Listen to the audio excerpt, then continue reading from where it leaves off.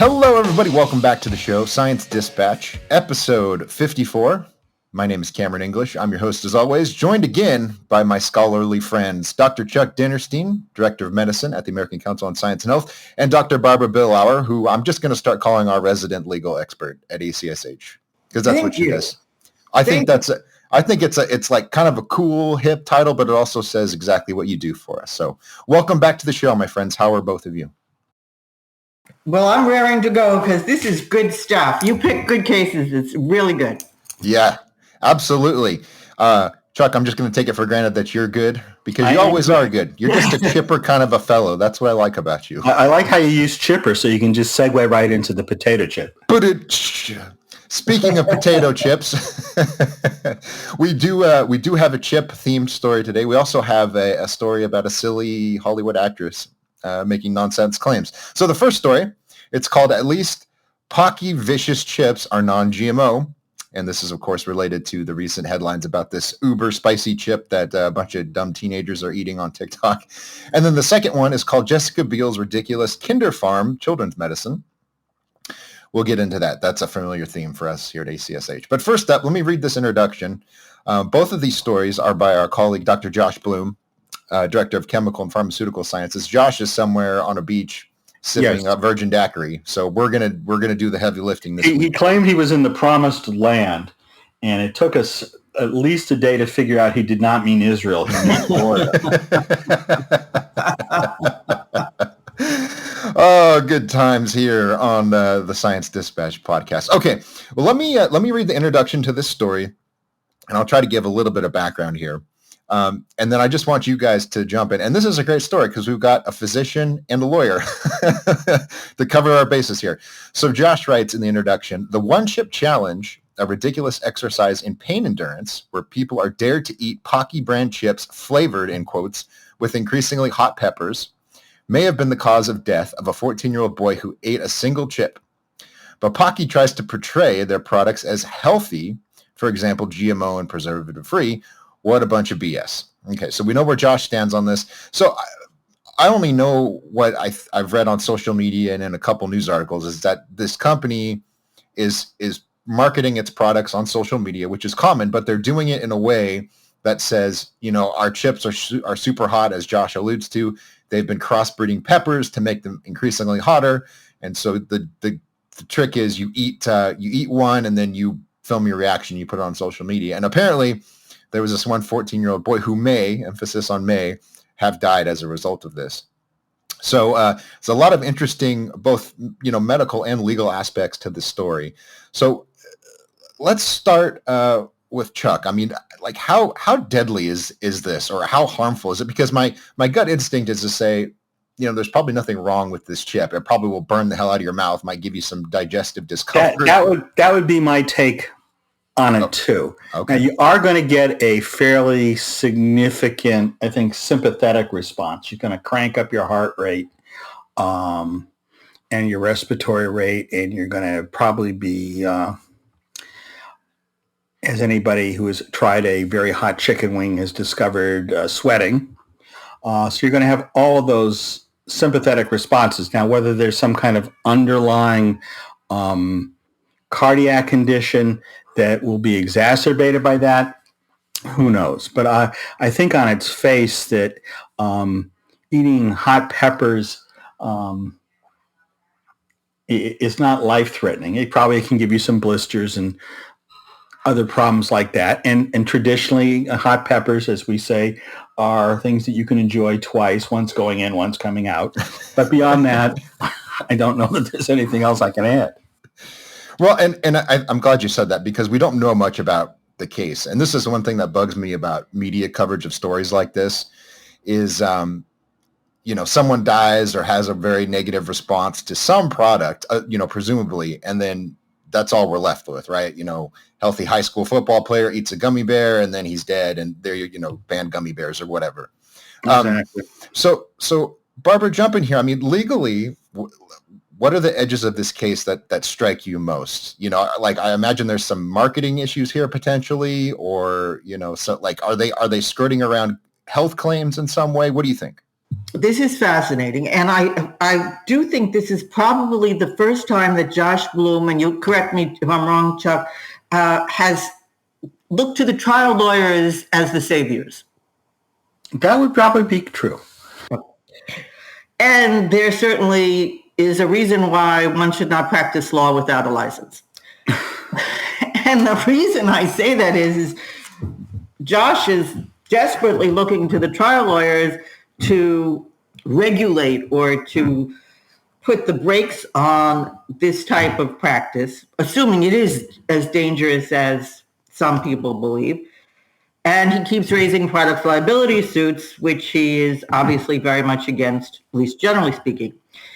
Unfortunately, the likelihood of sustaining a product liability suit in this case is nil to non-existent. And I am assuming for this argument, and it's a great case, it would be a fabulous hypothetical for a law school exam. I'm assuming that this Paqui chip can indeed kill you. I'm just going to assume that for this discussion. Let's assume it is possible that it can harm you. And there have been reported hospitalizations from ingestion of this particular type of product. And there also, I remember some woman ate some kind of Japanese green thing, thinking it was avocado, and it was some wasabi. Yes, and I don't know if she died, but they took her to the hospital. She had a major cardiac problem. So let's just assume that it is really harmful. And let's assume that it killed a child. Let's just take it away from this particular case. You still have got a serious problem making out a product liability case. And the reason is, for exactly the reason that Josh doesn't like trial lawyers, the law does have, maybe not always employed, but does have requirements to make out a case. To make out a case for products liability, generally speaking, and these are state governed, so each state is slightly different, but there are basically 3 routes you can do. But basically speaking, you have to prove that the product is defective and unreasonably dangerous. And so we have knives. Knives are very dangerous, but they are not defective because they were created for the purpose of cutting and doing damage. If you can make the product safer by virtue of a warning, you're supposed to do that. Well, from what I gather, there were warnings up and down the kazoo on here. So what caused a child's death is not particularly the product, which did exactly what it's supposed to do, and that is tantalize your taste buds, but the challenge, the social media. Now, doesn't that get back to our conversation a week or 2 or 3 ago about commercial speech? Well, commercial speech is slightly different, but it depends on where the commercial speech is coming from or being platformed. Commercial speech over the media, over social media, is protected by the Communications Decency Act. So let's put aside whether this, and it makes a big, big difference in the legal outcome, because this was marketed via social media. And according to some experts that I've read on this, the social media has a benefit in this case because it fosters the kids getting together and opening new social groups for them. That's protected. Whether it should be protected is another question. Whether this was done in a written advertisement is a different type of analysis, but each analysis is different. Now, there are other routes of products liability you can go. You could go risk utility. Does the risk outweigh the utility, the social utility? So I understand that the platform, in this case TikTok, is not going to be liable. Right. They're just the conduit for this.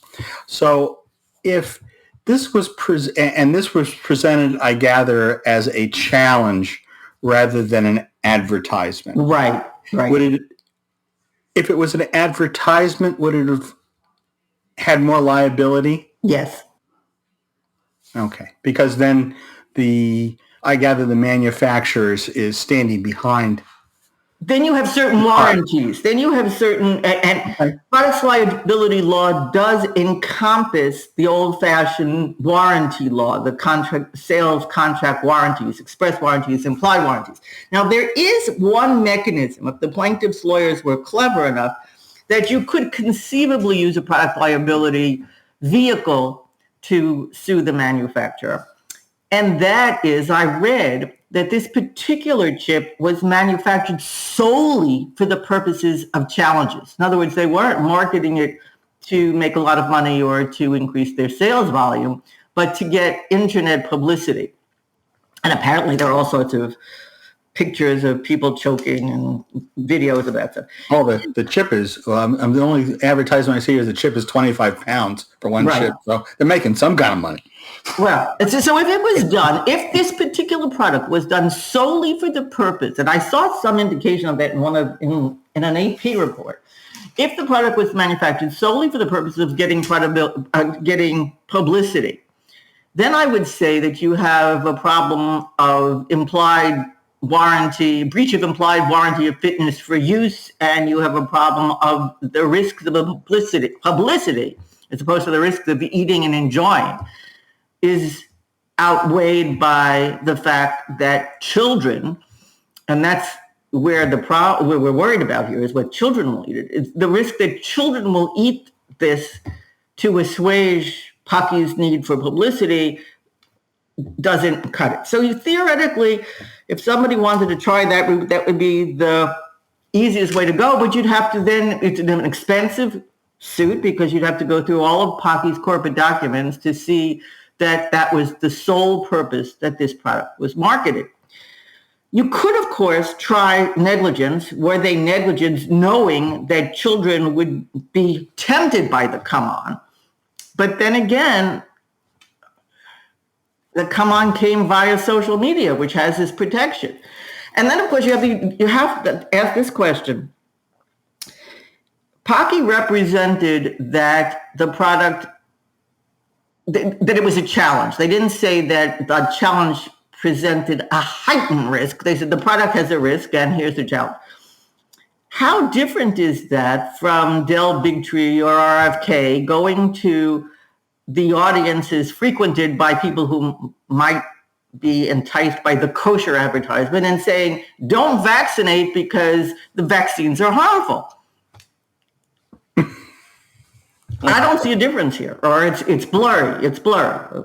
Let me jump in here with a related question, and I think you both covered a little bit of this, but I'm wondering, maybe this is more for you, Barbara, but I'm wondering what role agency has in this. So even if you want to make a case that the advertising was inaccurate or dishonest, or there was some kind of negligence on the company's part, legally speaking, what responsibility does the individual have? Because I'm reading a book right now about why people end up in terrible situations, drug addiction and poverty and so forth. And one of the things that they will say when they go into court, if they're facing some kind of a charge, is they'll say, well, I'm a victim of circumstance. The heroin injected me, basically. It's something along those lines, is how the author puts it. So I'm wondering if that plays into this, or how courts deal with that aspect of a conversation like this. Does that make sense? Yeah, it's a very good question. Okay. And that's why the age of the child is very important. An adult, you could say the adult assumed the risk. Now, to be super protective, they would have to admit they assumed the risk. They would have to say, we didn't know it was that dangerous. But when you have a product that's packaged as a coffin box, it's pretty hard to say that I wasn't aware. But a 14-year-old is considered a minor. And the youngest mature minor case that I could find in America is 15. So most likely the courts will say that this child was not of the capacity mentally to be able to exercise agency. We have right now going on a similar question as to whether trans teens are legally competent to make the decision to engage in the process by which the transsexual change will happen. The cases are pending in the court, so we don't have any answers on that right now. But the current law is that a 14-year-old does not have the agency necessary to make that choice. And that's what you're talking about, Cameron, is the choice.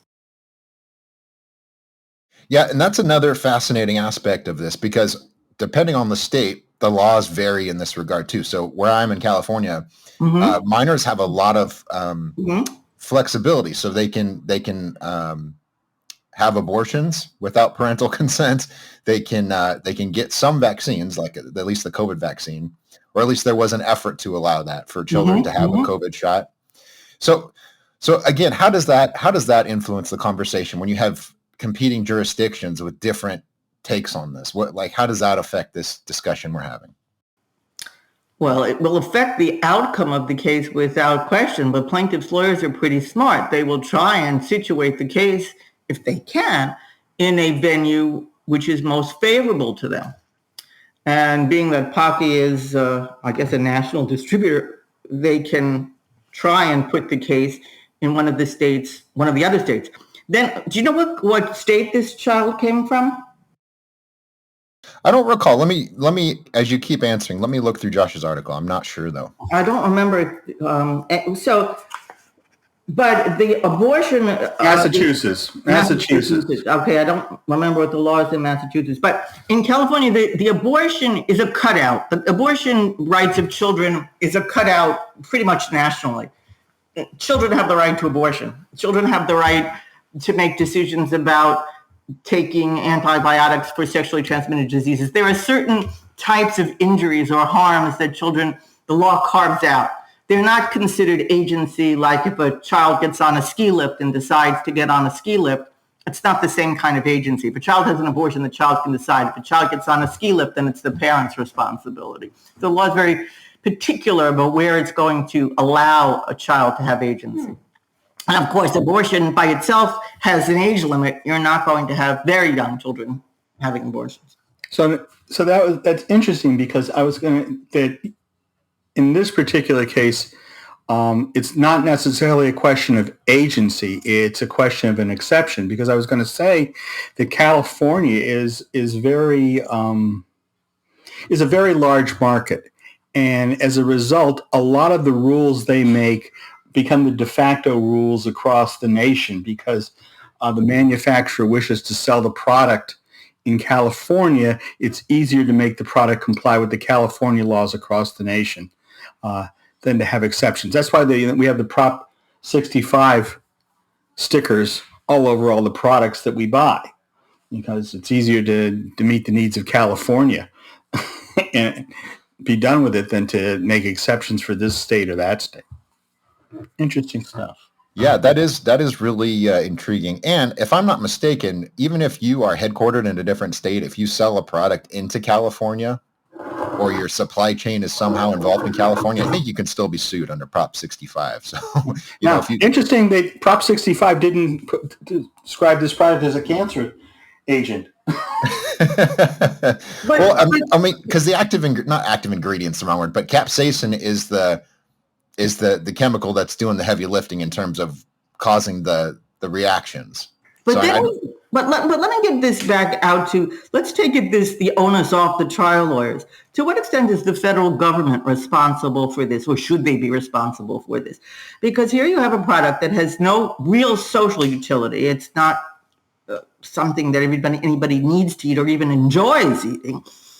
And it can cause harm, assuming it's proven that there is. And capsaicin, as you point out just now, Cameron, is considered a poison. Should we be allowing poisonous products to be in foods when there's no socially redeeming value? Well, capsaicin is I don't know that it's a poison. Well, apparently it's listed on according to the article, it's listed on the National Capital Poison Center's website. Well, at least that's what the article says. But I think, the dose makes the poison is the old cliche, right? I think that's in play here, because capsaicin is used in all sorts of foods. Yeah, we're talking about a heavily laced capsaicin product, obviously. Okay, yes. Okay, fair enough. Yes. Okay, so there's just a lot of edges here. Again, no clear answers, and even in this one case, we don't know exactly what happened. For all we know, the kid experienced heart failure or something just before he ate the chip, or it could be anything. We just don't have all of the details. But what I'm hearing from both of you, from Chuck, I'm hearing there isn't a real compelling medical case that the chip is inherently dangerous. And then from Barbara, I'm hearing there's not a really strong legal case. And the way I approached it as a layperson with no legal experience, it seems like even I could defend against this. But I don't know. It just doesn't seem very compelling to me on either of these terms, whether medical or legal. But Cameron, should this product be allowed to be marketed? Should CDC or HSS or Consumer Safety Product Commission say we're not going to allow these hyper spicy chips to be on the market altogether? I mean, Paqui did take the chip off the market. Apparently, there are still about half a dozen other companies that make super spicy chips, but should we allow this product altogether? That's a good question. I don't have a firm answer. My gut reaction and my inner libertarian from my early 20s is coming out and saying, well, yeah, and then people need to assume some responsibility because, like you said, with knives, there's a lot of very dangerous things that we use. Alcohol is the most obvious example. In some states like mine, there's really, really potent marijuana that's available on every corner, and that's not very tightly regulated. So my instinct is to say yes, and then if we get into a circumstance where it could be misused easily by a child or something, then maybe there's room for the law to come in. But then we start to get way beyond my legal acumen, which is in the cases of alcohol and marijuana, you can make an argument that there's some socially redeeming value. What's the socially redeeming value of a super spicy chip that has no redeeming qualities other than to tempt you to torture yourself? Yeah, for me, none. I mean, this sounds truly awful, and I would never do this. But I could see somebody making the case that this is a kind of social bonding. It's entertaining. It's none of your business. My body, my choice. I could see someone taking that route. What would you say to that? I would say not when it comes to the likelihood that children will get poisoned by it. Well, I object. I just wanted to say that. Duly noted. There is a continuum. There's a line here. And sometimes society has to step in and say, okay, we're not going to stop people from doing some things, but other things we will. And it's a risk utility benefit. How useful is the product? What useful characteristics does the product have? And you can make arguments that alcohol and marijuana have useful qualities. I don't really see that the useful qualities for Paqui chips rise to that level. Or not just Paqui chips. Or any. This is a woman that doesn't necessarily like Tex-Mex. So she may be off on that. She may be off on that point. I just want to throw that in there. Well, listen, I'll go to war over chimichangas any day because those are delicious. So I hear you. Maybe we should leave that there so we don't get into a real fight over Tex-Mex. Let's move on though. Next story: Jessica Biel's ridiculous Kinder Farm children's medicine, and again, some very interesting legal edges to this one as well. Here's the introduction again from Dr. Bloom. He says, "The deluge of the use of the term natural, in quotes, for product promotion continues unabated. But perhaps it's getting stale because Kinder Farms, Jessica Biel's company, is selling stuff like Tylenol and Benadryl with the promise of avoiding, quote, artificial petrochemicals. That ignores the fact that these drugs are all made from just that. Nope, kindness or farms, just another misleading ad campaign." Okay, so he goes on to explain that basically it sounds like they are mismarketing or mislabeling these products because they are exactly what her company claims they aren't, namely derivatives of petrochemicals. So, Chuck, let's start here. Is that correct? Is there anything to distinguish these products scientifically or chemically from? No. Okay. And they do use some interesting buzzwords, which I really don't fully understand. The biggest one, of course, being clean medicine and a clean food would be another one. I'm not sure beyond washing the fruit and vegetables that I buy at the market how they can be made any cleaner, and I'm certainly not clear on what constitutes a clean versus a dirty medicine beyond the concept of sterility. So these become kind of buzzwords that are used once again in marketing. Okay, and then Barbara, I mean, what again? Maybe this is a good way to approach it. If you were involved in a case like this, like if you were going to defend this, no, maybe you wouldn't defend a company like this. How? Let's make it a little more abstract. So, if an attorney was going to pursue a case against a company like this, how would they approach it, given the information we have in Josh's article? Well, actually, these two cases really are they make a nice pair, because the one thing that a plaintiff's lawyer will look for is damages.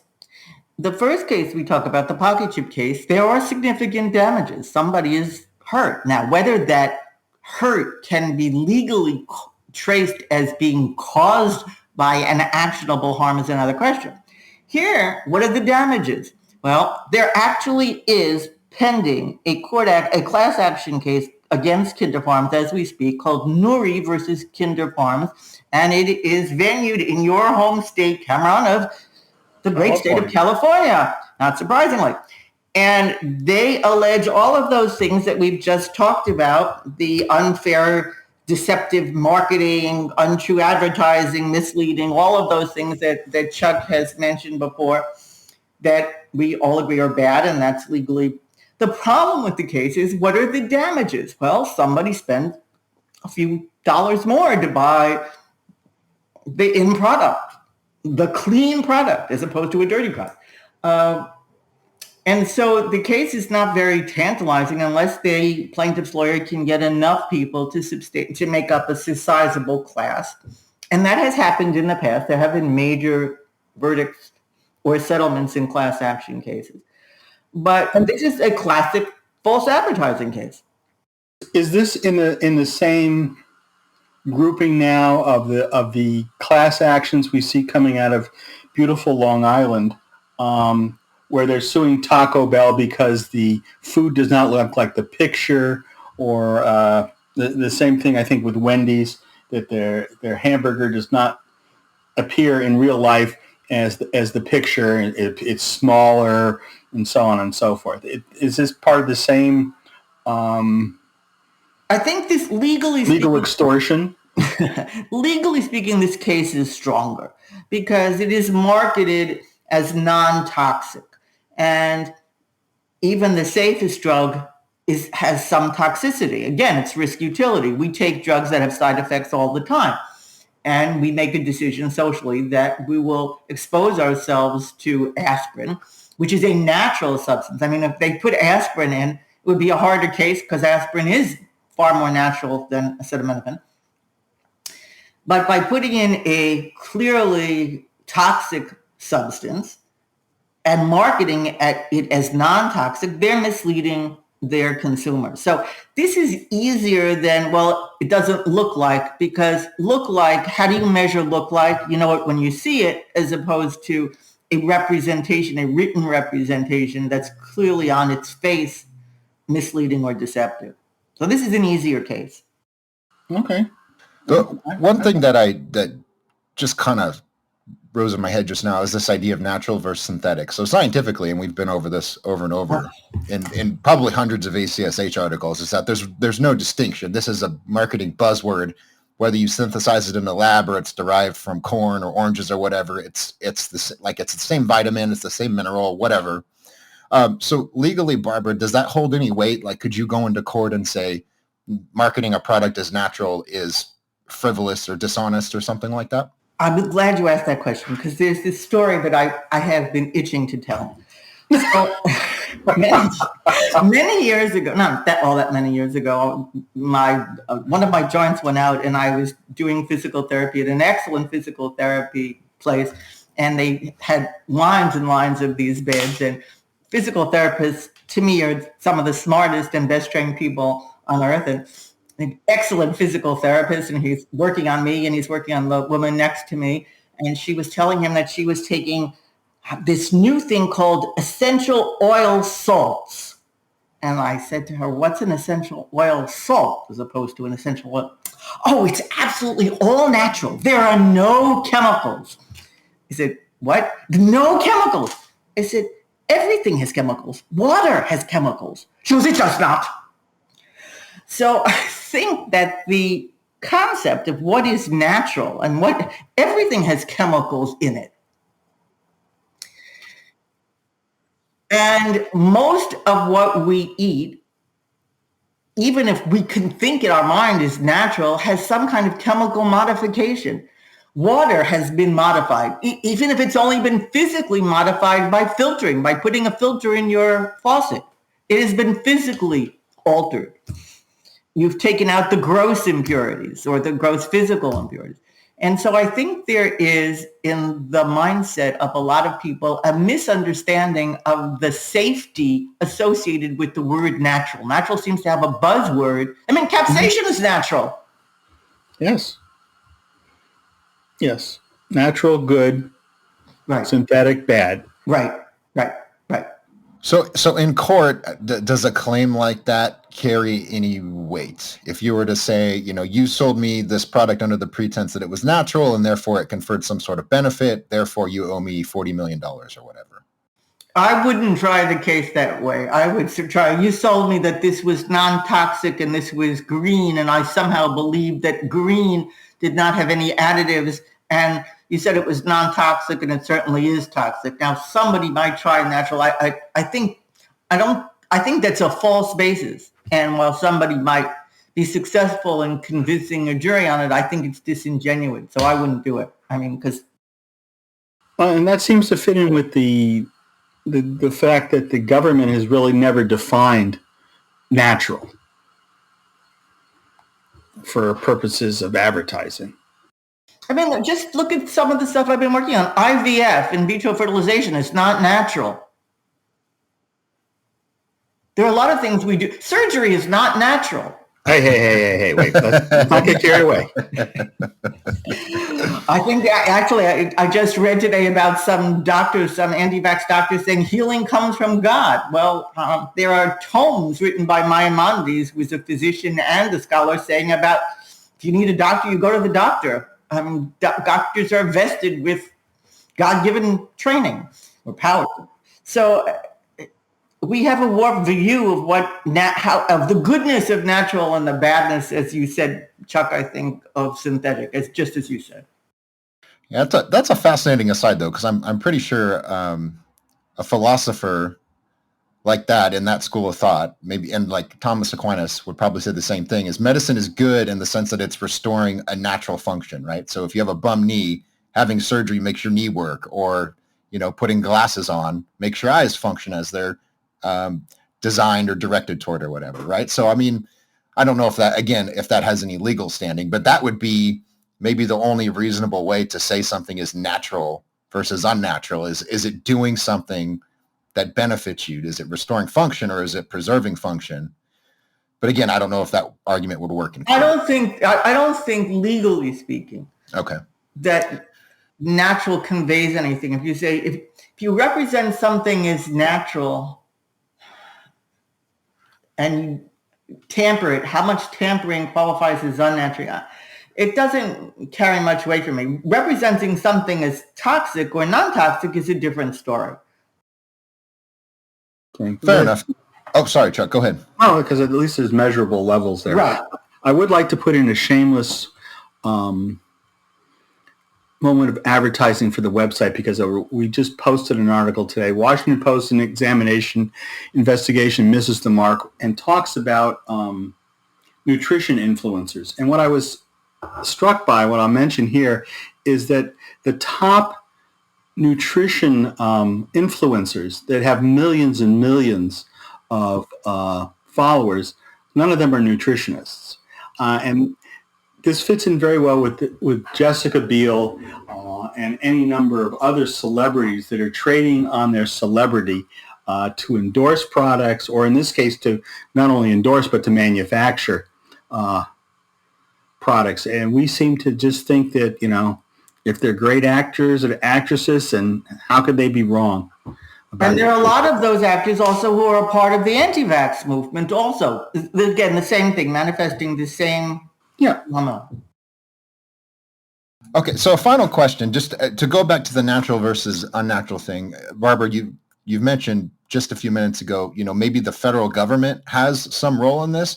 And it seems in this case, they actually might, in the sense of saying you can't market your products in a misleading way. They do say that. I mean, you have that in California, and there are unfair and deceptive marketing acts. There are acts that you can't do that. But I mean, the FDA, for example, and this has been a frequent criticism of them in the last, 2 decades, is that the supplement industry has exploded in terms of sales and its popularity and the way it markets. But the FDA, presumably because they don't want to burn their entire budget fighting lawsuits against Joe Mercola or whatever, they will issue guidance sometimes, but they will never get involved, or they will never issue a warning that has any teeth, right? If you do this again, we're going to fine you, $1 million or, like, they seem to be sort of hands off in that sense. It's the same thing with the Non-GMO project. They've come out and said, products that are marketed this way are probably not informing the consumer, but they won't actually step in and do anything. So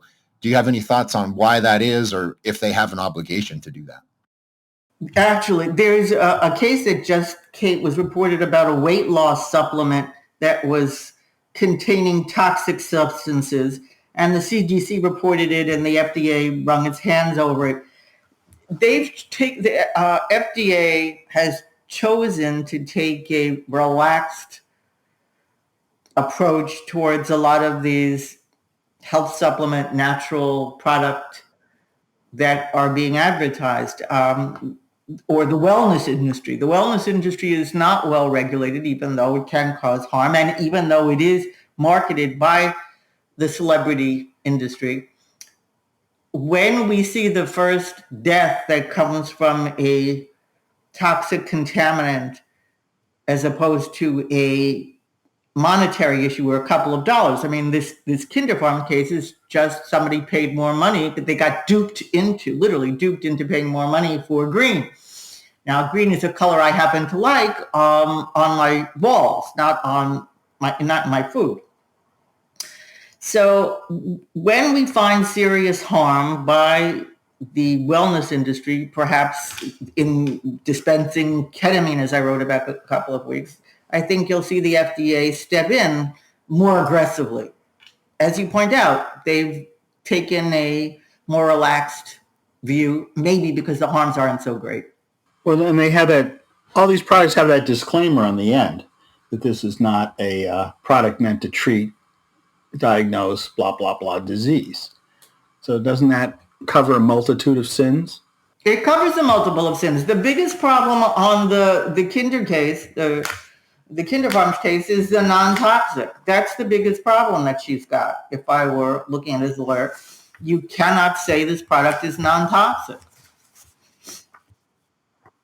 I mean, that's my assessment of the case. I think she can say a lot of other things that you and I might think is hogwash, but the allegations, I'll tell you what the allegations, she was alleged as violating the California's false advertising law, California's consumer legal remedies law, breach of express warranty, breach of implied warranty, and unjust enrichment. In other words, she was charging a lot of money for something that she wasn't really selling. So those were the claims that were raised in this Nuri case against Kinder Farms. My guess is at some point it'll be settled and she'll continue to market something else. Interesting. I like that unjust enrichment. Maybe I'll take that against my internet provider. Yeah, good luck with that. Comcast isn't Kinder Farm. Let's put it that way. Okay. I would love to revisit this topic. If either of you write about this in the near future, let's investigate some of the fluffy claims that these products make, like the classic disclaimer at the end is like, this product will do this, this, and this, but it's not meant to treat any disease or prevent any blah, blah, blah. I'd like to talk about that. And then I also see on a lot of products, it provides a boost in energy, or it's going to revitalize you, or like what's the legal standing of claims like that don't actually mean anything, to say someone's revitalized or whatever. So let me put that out into the ether, and then maybe we can revisit that in one of our upcoming episodes. But we're going to leave it there for the week. Thank you for joining us as always. Until the next episode, follow us on social media. The organization is at ACSH.org. I'm at CamJEnglish. You can tweet at us. We'll answer questions. If you have a topic suggestion, we will take it under consideration. We'll probably talk about it, but no promises. And if you want to find out more about Dr. Barbara Billauer's work, just go to our website and type in her name. You'll find her whole history of articles. Same thing for Dr. Dinnerstein. They are much smarter than me in that they don't hang out on social media, which is probably good for your well-being. All right. And with that, we will see you next time. Have a lovely week.